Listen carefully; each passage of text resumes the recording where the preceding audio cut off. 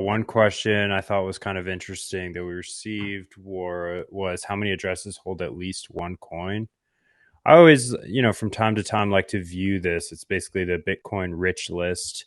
You can see how many people hold between zero point 0.1 and 1 Bitcoin, for example.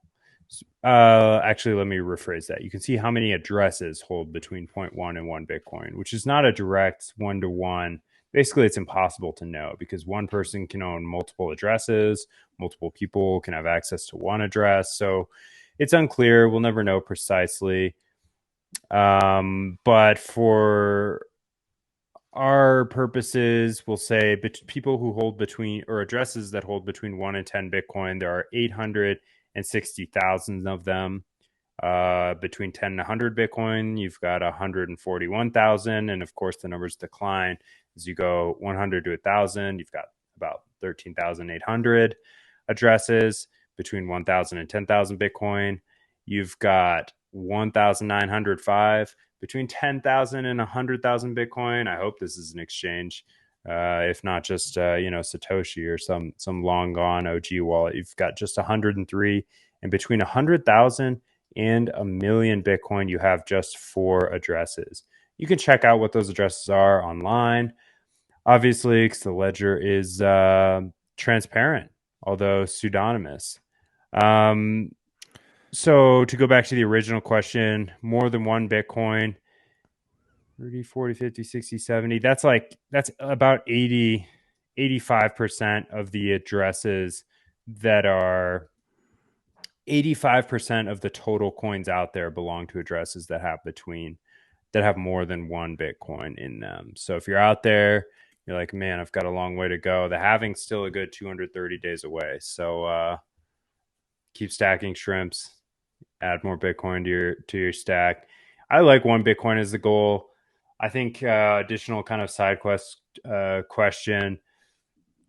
Q, do you think I always believe that basically anyone could accumulate 1 Bitcoin. I mean, it really kind of depends where you live in the world, but I think that let's just take Americans, for example. If they busted their ass, they could accumulate 1 Bitcoin between now and the halving.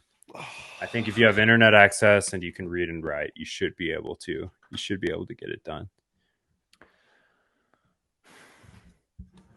So halving's like maybe a little bit more than 6 months away, but for numbers' sake, to make this simple, let's just say 6 months. Let's also just say the price of Bitcoin is 25K. So that means you need to be at a savings rate of $50,000 a year and be willing to put all of that savings just into Bitcoin to get one whole coin. If you were to start today by the halving, to be honest with you, I think that's all. It's not easy. It's going to depend on your sort of income level and your expenses.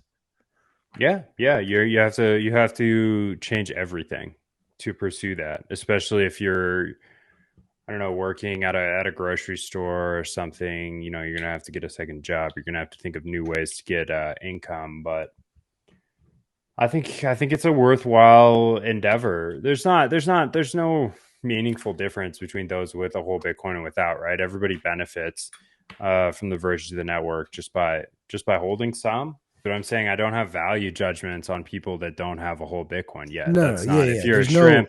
I think your goal should be to get over 1 Bitcoin, and I think anyone who thinks they can't do it will not do it, and they're a bit weak-willed, and they should apply themselves more, and they would have. So maybe I am making value judgments between people who don't have. I'm like, hurry up and get your whole Bitcoin. You are making value judgments while at the same time trying to say like, hey, no one's gonna judge you, but I'm gonna judge you if you're just sitting on your ass stacking $1 a day. Doing nothing more than your one job. No. There's a distinction. I judge the people who say that's impossible. You can't do it. Life's not fair. Not everyone has the same income level. I'm like, okay, well, I've been there before too. I mean, work harder, get creative, think outside of the box. All you have to do is decrease your expenditure and increase your income. It's simple. It's the hardest thing you'll ever do. Good luck.